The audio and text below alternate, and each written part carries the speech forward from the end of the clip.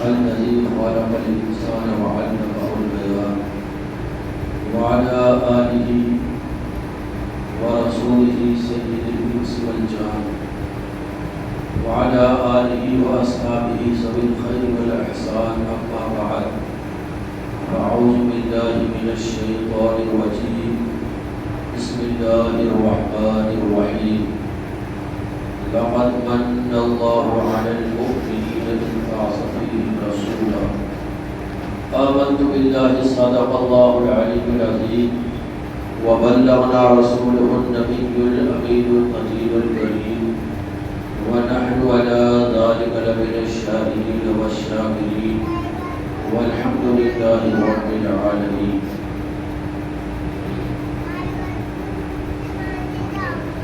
آئیے ایک بار ہم اور آپ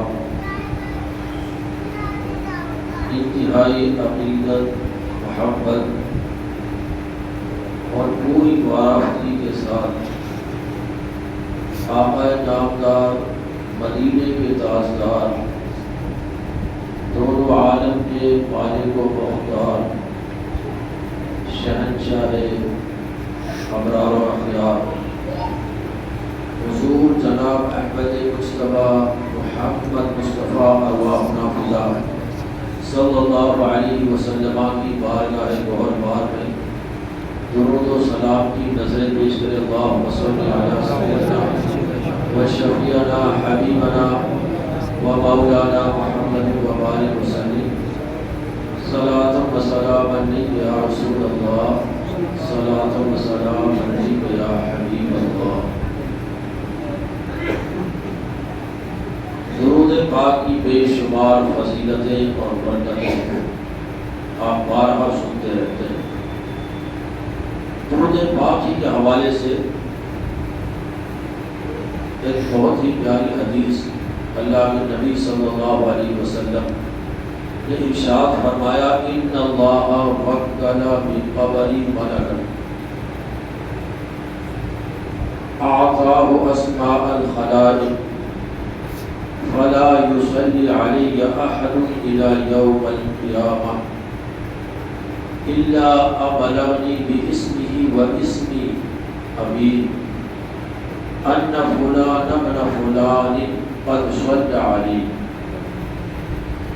اللہ کے نبی صلی اللہ علیہ وسلم ارشاد فرماتے ہیں کہ اللہ تبارک و تعالی نے میری قبر مبارک پر ایک فرشتے کو مقرر فرمایا اور اس فرشتے کو اللہ تبارک و تعالی نے ساری مخلوق کی آوازیں سننے کی طاقت عطا فرمائی. صرف انسانوں کی نہیں بلکہ ساری مخلوق کی آواز سننے کی اس فرشتے کو اللہ تعالی نے طاقت عطا فرمائی. فرماتے ہیں کہ جب بھی میرا کوئی غلام اور امتی مجھ پر درود بھیجتا ہے تو وہ فرشتہ اس کا نام لے کر اور اس کے باپ کا نام لے کر مجھ تک اس کے درود کو پہنچا دیتا ہے کہ یا رسول اللہ، آپ کے فلاں جو فلاں کا بیٹا ہے اس غلام اور امتی نے درود و سلام بھیجا ہے. اب اس حدیث پاک سے دو باتیں سمجھ میں آتی ہے. ایک تو ایمان کو مضبوط کرنے والی اور دوسرا حضور علیہ الصلوۃ والسلام سے عشق و محبت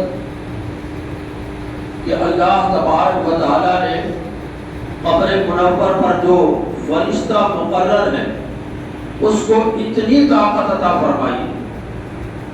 اور یہ جانتے ہیں ہم کہ جو دربار ہوتا ہے، نوکر چاکر ہوتا ہے، گیٹ کیپر ہوتا ہے، اس کے پاور اور اس کے اختیارات اور اس کی طاقت گھر کا جو مالک ہوتا ہے اس سے کم ہوتی ہے. اس کی پاور اتنی نہیں ہوتی جتنی گھر کے مالک کی ہوتی ہے. تو جب یہاں پر قبر مبارک پر مقرر فرشتے کی طاقت کا عالم یہ ہے کہ ہم ہم یہاں جے پور کی سرزمین پر بیٹھ کر نبی کی بارگاہ میں درود پڑھیں، انتہائی دھیمی آواز میں بھی پڑھے تو وہ فرشتہ سن لیتا ہے، اور پھر سنتا ہی نہیں ہے بلکہ اس کے علم کا عالم یہ ہے کہ وہ یہ جان بھی لیتا ہے کہ درود پڑھنے والا کون ہے، اور یہ بھی جان لیتا ہے کہ اس کے باپ کا نام کیا ہے، اور پھر ہمارے اس درود پاک کو نبی کی بارگاہ میں پیش کر دیتا ہے۔ سبحان اللہ۔ جب قبر مبارک پر مقرر فرشتے کے علم اور سماعت کا عالم یہ ہے تو پھر خود مصطفیٰ کریم کی سماعت کا عالم کیا ہو۔ اسی لیے تو بریلی کے تاجدار کہتے ہیں دور و نزدیک کے سننے والے وہ کان، گانے ڈالے کرامت میں لاکھوں سلام۔ اور دوسری چیز یہ سمجھ میں آئی کہ اللہ تبارک و تعالی نے اس فرشتے کو یہ طاقت دی ہے کہ ہمارے درود و سلام کو نبی کی بارگاہ میں پہنچا دیتا ہے۔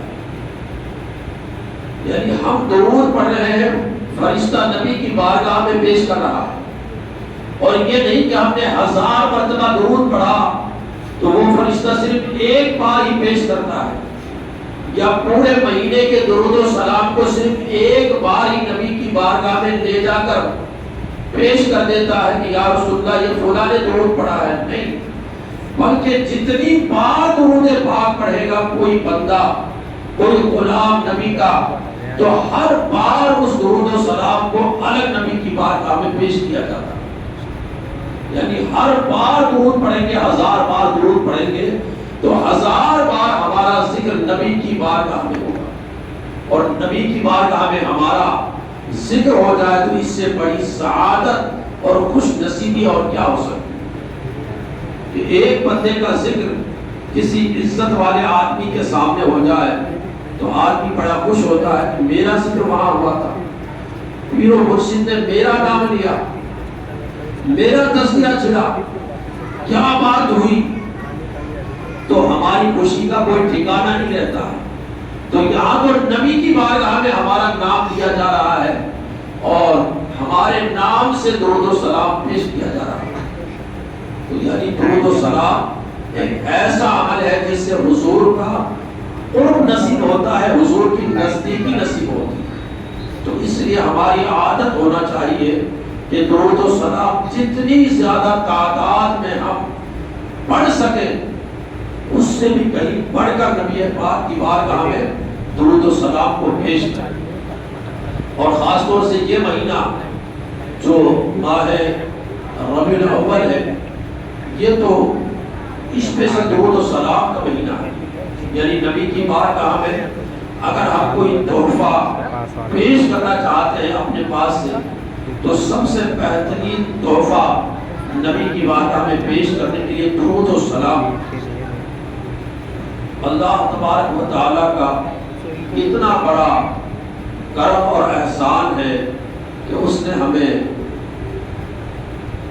نبی آخر الزمان صلی اللہ علیہ وسلم کی امت میں پیدا فرمایا۔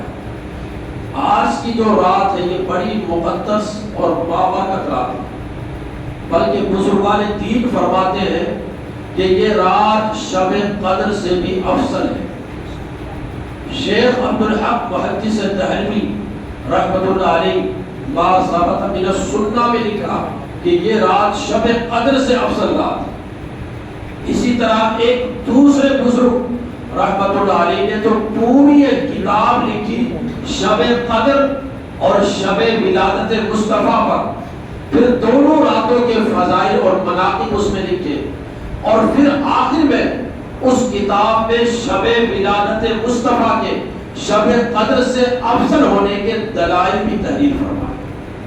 تو ایمان والے خوش عقیدہ مسلمانوں کے لیے یہ رات شب قدر سے افضل ہے، اس لیے کہ اگر یہ رات نہ ہوتی تو شب قدر بھی نہیں ہوتی، شب برات بھی نہ ہوتی، نہ رمضان ہوتا، نہ قرآن ہوتا، نہ حج ہوتا، نہ عمرہ ہوتا، کسی چیز کا نام و نشان ہی نہیں ہوتا۔ یہ رات جس میں پیارے آقا صلی اللہ علیہ وسلم کی ولادت ہوئی تو اس کے صدقے میں ساری نعمتیں اللہ تعالیٰ نے ہمیں عطا فرما دی۔ تو نبی پاک صلی اللہ علیہ وسلم کو ہمارے اندر اللہ تعالیٰ نے بھیجا، کتنا بڑا کرم ہے۔ اور پھر یہ کہ ہم کو حضور کا امتی بنایا، یہ کرم بالائے کرم ہے۔ پچھلے نبی اور رسولوں نے باقاعدہ دعائیں کی کہ آخری نبی کی امت میں ہمیں جلوہ کر فرما، لیکن اللہ نے بالکل ہمارے بغیر مانگے محض اپنے فضل و کرم سے ہم پر کرم فرما دیا اور ہمیں نبی آخر الزمان کی امت میں پیدا فرما دیا۔ تو یہ رب کا کتنا بڑا کرم و احسان ہے کہ جس کے لیے نبی رسول دعا کرتے رہے وہ چیز ہمیں بغیر مانگے دے دی۔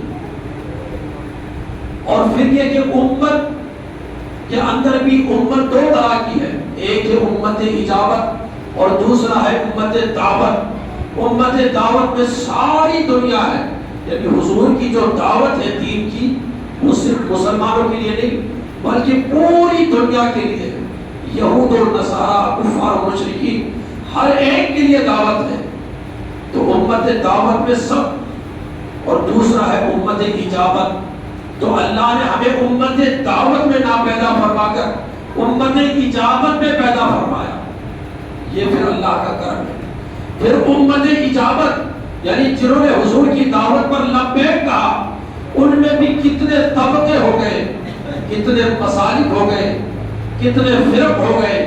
اللہ تبارک و تعالیٰ کا کتنا بڑا کرم ہے کہ اس نے ہم کو اہل سنت والجماعت میں پیدا فرمایا، نبی کی چاہت رکھنے والے گروہ میں پیدا فرمایا، اس جماعت میں پیدا فرمایا جو نبی سے چاہت رکھتا ہے، اس گروہ میں پیدا فرمایا جو نبی کے ذکر کو سن کر جن کی طبیعتیں کھلکھلا ہوتی ہے۔ یہ اللہ کا کرم ہے، یہ اللہ کا کرم ہی تو ہے کہ میلاد منانے والے لوگوں میں ہمیں پیدا فرمایا۔ یہ اللہ کا کرم ہی تو ہے کہ نبی کا نام سن کر انگوٹھا چومنے والوں میں ہمیں پیدا فرمایا۔ یہ اللہ کا کرم ہی تو ہے کہ نبی آخر الزمان پر کوئی حملہ کرے تو ہمیں ان کے حملے کے دفاع میں کھڑے ہونے والوں میں پیدا فرمایا۔ یہ اللہ کا کرم ہی تو ہے کہ اللہ تبارک و تعالیٰ نے نبی آخر الزمان صلی اللہ علیہ وسلم کا ذکر کیا جائے، ان کا تذکرہ کیا جائے تو طبیعتیں خوش ہو جاتی ہے، ایسے گروہ میں ہمیں پیدا فرمایا۔ سبحان اللہ۔ تو کتنا بڑا کرم ہے اللہ تعالیٰ کا کہ ہمیں کہاں کہاں سے لا لا کر بچا کر کیسی جماعت میں پیدا فرمایا۔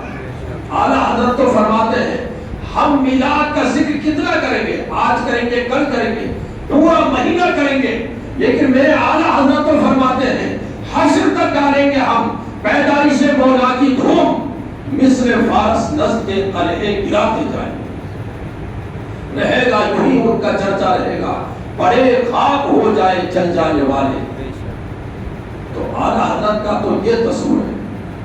اللہ تبارک و تعالیٰ نے نبی پاک کو ہمارے اندر جلوہ گر فرمایا اور احسان فرمایا نبی کو بھیج کر۔ قرآن میں اللہ تعالیٰ فرماتا ہے لَقَدْ مَنَّ اللَّهُ عَلَى الْمُؤْمِنِينَ إِذْ بَعَثَ فِيهِمْ رَسُولًا، کہ تحقیق اللہ نے مومنوں پر، مسلمانوں پر احسان کیا کہ اپنے نبی کو ان کے اندر مبعوث فرمایا۔ اللہ نے بہت ساری نعمتیں دی ہیں، آسمان کا بالکل شامیانہ لگایا، زمین کا فرش بچھایا، طرح طرح کے اناج غلے اگائے، آسمان سے بارش اتار کر، اور پھر ہمارے لیے دنیا بھر کے باغات، کھیت کھلیان، پہاڑ، پیڑ پودے، یہ ساری نعمتیں دی۔ لیکن اللہ تعالیٰ نے کسی نعمت کو دینے کے بعد احسان نہیں فرمایا، یہ نہیں فرمایا کہ بندے میں نے تمہارے لیے طرح طرح کے پھل فروٹ زمین سے اگا کر بہت بڑا احسان کیا، تمہیں سننے کے لیے کان دیے ہیں احسان کیا، دیکھنے کے لیے آنکھیں دی، اور اسی طرح پکڑنے کے لیے ہاتھ دیے، چلنے کے لیے پیر دیے، سوچنے سمجھنے کے لیے عقل و دماغ دیا، تو بہت بڑا احسان کر دیا۔ حالانکہ اللہ چاہتا تو ان چیزوں پر بھی احسان جتلا سکتا تھا، لیکن رب نے احسان نہیں جتایا۔ اگر احسان جتلایا ہے کسی چیز پر تو وہ نبی آخر الزمان کو ہمارے اندر جلوہ گر فرما کر رب فرماتا ہے کہ میں نے رسول کو بھیج کر تم پر احسان کیا۔ پتا چلا کہ نبی پاک کی آمد کوئی چھوٹی موٹی نعمت نہیں ہے، کوئی چھوٹی موٹی نعمت نہیں ہے، بلکہ دنیا کی سب سے بڑی نعمت ہے، نعمت عظمی ہے رسول کی آمد۔ ایک چھوٹا آدمی یا کسی بستی محلے میں بہت بڑا صاحب ثروت آدمی کوئی تھوڑا سا معمولی سا احسان کر کے کسی پہ جتائے تو لوگ کہتے ہیں کہ اتنا بڑا ہو کر وہ اتنی چھوٹی چیز پر احسان جتا رہا ہے، یہاں تو رب تعالیٰ احسان جتا رہا ہے۔ تو اس کا مطلب یہ ہے کہ جس چیز کا احسان جتایا جا رہا ہے وہ کوئی معمولی چیز نہیں ہے، بہت بڑی چیز ہے۔ تو نبی پاک صلی اللہ علیہ وسلم کی آمد جب ہوتی ہے اس مہینے کی تو آپ نے دیکھا ہوگا کہ ایک طرف خوشیوں کی لہر دوڑ جاتی ہے۔ نبی پاک کی آمد کیا ہوتی ہے؟ بہت سے چہرے کھل اٹھتے ہیں۔ نبی پاک کی آمد کیا ہوتی ہے کہ بہت سی علاقوں میں لائٹوں کی بہار آ جاتی ہے، قمقموں کی بہار آ جاتی ہے، سبز پرچم کی بہار آ جاتی ہے، اور ایک طرف خوشی اور مسرت و شادمانی کا ماحول ہوتا ہے، ترانے ہوتے ہیں، اور دوسری طرف کہیں ایسا بھی ہوتا ہے جہاں یہ تمام تر چیزیں نظر نہیں آتی۔ یعنی نبی پاک کا جو میلاد ہے یہ ایک طریقے سے کسوٹی ہے کہ ایمان اس کے اندر زندہ ہے۔ لوگ کہتے ہیں کہ بہت سے لوگ ہیں جو میلاد کی خوشیاں نہیں مناتے، میلاد کی خوشیاں نہیں مناتے۔ ارے میلاد کی خوشیاں منا کر ہم اپنا تعلق بتا رہے ہیں کہ ہمارا تعلق نبی آخر الزمان سے ہے، اس لیے کہ جس کا تعلق جس جماعت سے ہوتا ہے وہ اس کی آمد پر خوشیاں مناتا ہے۔ آج اگر کسی کے یہاں بچے کی ولادت ہو تو وہ آدمی گھر والا خوشی مناتا ہے کیونکہ اس کا تعلق ہے، لیکن دو چار گھر والے چھوڑ کر وہ خوشیاں نہیں منائیں گے۔ کیوں بھائی؟ کیوں خوشیاں منائیں؟ کیونکہ ان کے یہاں تو کسی کی آمد ہی نہیں ہوتی۔ تو نبی آخر الزمان صلی اللہ علیہ وسلم کی آمد پر جو خوش عقیدہ مسلمان ہے وہ مسرت و شادمانی کا اظہار کرتا ہے، اور کیوں نہ کرے؟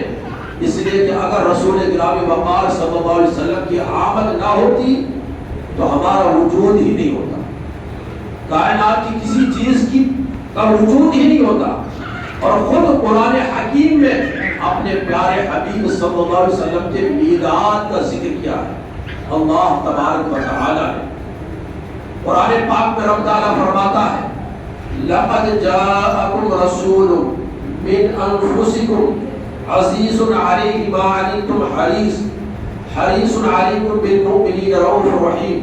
فرماتا ہے کہ لوگوں تمہارے اندر ایک رسول آیا تمہیں میں سے، ایسا رسول جو تمہاری بھلائی کا بہت زیادہ چاہنے والا، اور تمہارا تکلیف میں پڑنا، تمہارا مشقت میں پڑنا اس پر بڑا بھاری گزرتا ہے، اور مسلمانوں پر بڑا مہربان، بڑا ہی کرم فرمانے والا۔ اب اس آیت کریمہ میں ہم غور و فکر کریں تو رسول کے میلاد کا ذکر ہے۔ پہلے اللہ نے فرمایا لَقَدْ جَاءَكُمْ، کہ بے شک تمہارے پاس رسول آیا، کیونکہ حضور کی میلاد کا ذکر ہے کہ نہیں؟ میلاد میں کیا ہوتا ہے کہ حضور کی آمد ہوئی تھی اس مہینے میں، حضور کا میلاد ہوا تھا اس مہینے میں، حضور کی شانوں کے ساتھ تشریف لائے، حضور کی پیدائش اس مہینے میں ہوئی۔ تو یہی تو قرآن بتا رہا ہے کہ تمہارے پاس رسول تشریف لائے۔ پھر دوسرے نمبر پر فرمایا من انفسکم، تمہارے اندر سے آئے، یعنی حضور کا خاندان بتایا جا رہا ہے، حضور کا نسب بتایا جا رہا ہے، حضور کا پریوار بتایا جا رہا ہے کہ وہ آئے کس جماعت سے۔ اور پھر اگلی آیات میں عزیز علیہ ما عنتم حریص، ان آیات میں حضور کی سیرت مقدسہ کو بیان کیا جا رہا ہے، حضور کے اوصاف کو بیان کیا جا رہا ہے کہ وہ رسول جو آیا ہے تو کیسی شانیں لے کر آیا ہے۔ تو یہی تو میلاد ہے۔ اپنے دل پر ٹھنڈا ہاتھ رکھ کر ذرا مسجد کے اندر بیٹھ کر بتائیے کہ یہ میلاد نہیں ہے تو اور کیا ہے؟ بھائی میلاد میں یہی تو ہوتا ہے کہ حضور کی آمد کے تذکرے ہوتے ہیں، حضور کا ذکر خیر کیا جاتا ہے، حضور کے کمالات بیان کیے جاتے ہیں، حضور کے اوصاف بیان کیے جاتے ہیں، حضور کے معجزات بیان کیے جاتے ہیں۔ ہم یہی تو بیان کرتے ہیں میلاد میں۔ تو جو ہم بیان کرتے ہیں وہ اللہ تبارک و تعالیٰ نے قرآن میں پہلے ہی بیان فرما دیا۔ تو قرآن میں خود میلاد کا ذکر ہے، لیکن ہمارے کچھ بھائی ایسے ہیں جنہیں یہ سمجھ میں نہیں آتا کہ میلاد تو قرآن میں ہے ہی نہیں۔ میلاد کہتے ہیں اس کو ہے، میلاد کا معنی ہوتا ہے پیدائش، ولادت۔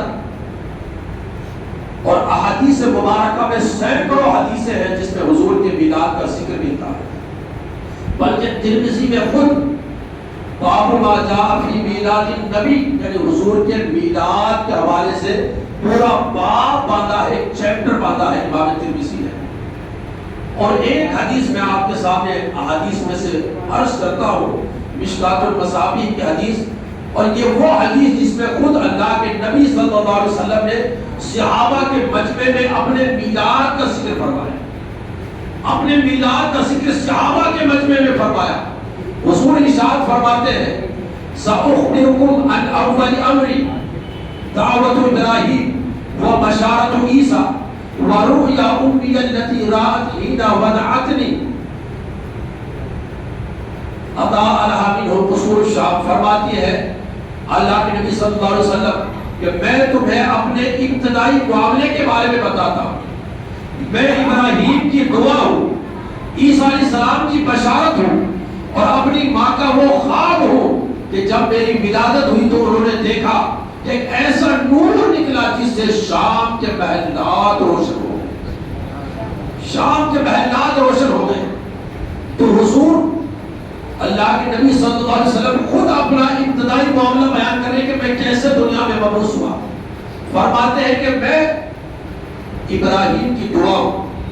جب حضرت ابراہیم علیہ السلام کعبہ مشرفہ کی یہاں اپنی بیوی حضرت ہاجرہ اور حضرت اسماعیل کو چھوڑ کر آئے اور پھر وہاں آتے جاتے رہے، پھر جب اسماعیل بڑے ہو گئے، کعبہ مشرفہ کی تعمیر کی، تو آپ نے دعا کی تھی ربنا وابعث فیہم، کہ اے رب میری ذریت میں سے ایک رسول مبعوث فرما۔ تو اللہ کے نبی اس حدیث میں اسی دعا ابراہیم کی طرف اشارہ کر رہے ہیں کہ میں کوئی اور نہیں بلکہ ابراہیم کی دعا ہوں، ابراہیم کی دعا بن کر آیا ہوں۔ اور پھر کہا میں بشارت عیسیٰ ہوں۔ تو قرآن میں حضرت عیسیٰ نے کہا تھا جب اپنے لوگوں سے، عیسیٰ نے کہا بنی اسرائیل سے کہ لوگوں میں اللہ کا رسول ہوں تمہاری طرف، اور جو کتاب مجھ سے پہلے آئی ہے ان سب کی میں تصدیق کرتا ہوں، اور ایک ایسے رسول کی بشارت دیتا ہوں جو میرے